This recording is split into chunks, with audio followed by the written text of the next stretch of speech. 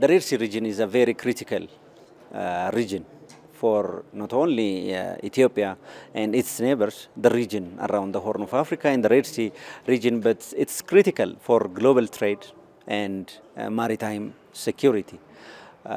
So Ethiopia is very proximate to this very critical geopolitical choke point.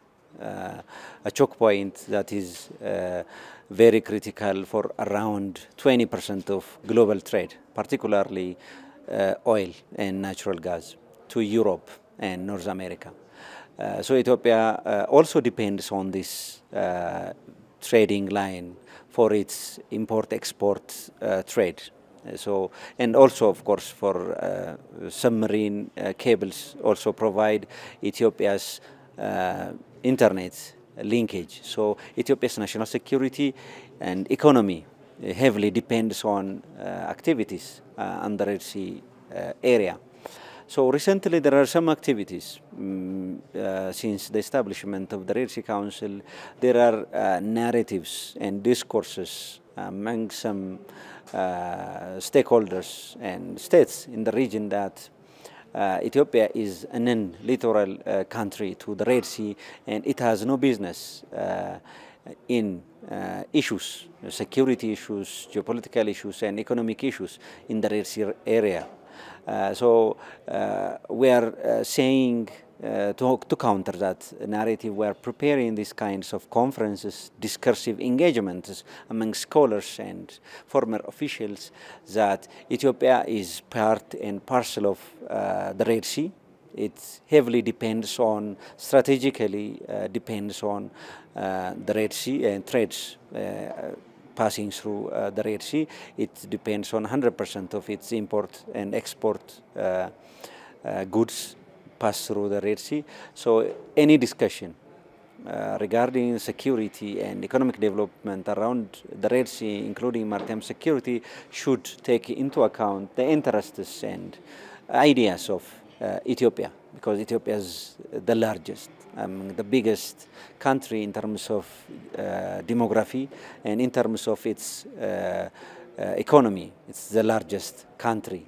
Even though it's not a littoral country, geographically speaking, it's, as we have presented in the forum, that in a way it's a littoral country because of its influence, the stakes that it has in activities and issues in the Red Sea area.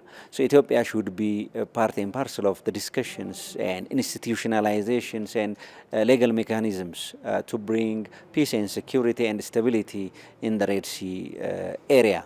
So any discussions should take into account Ethiopia's interest and ideas for it to be a sustainable mechanism to resolve security matters and economic development in the region.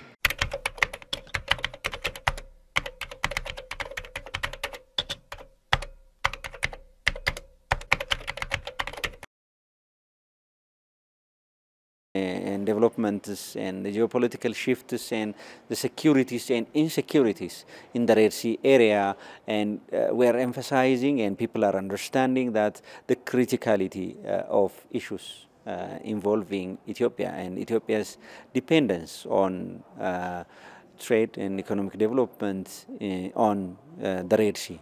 So we're making progresses in terms of changing perceptions and taking Ethiopia's ideas and perspectives and priorities in regards to security and economic development in the Red area.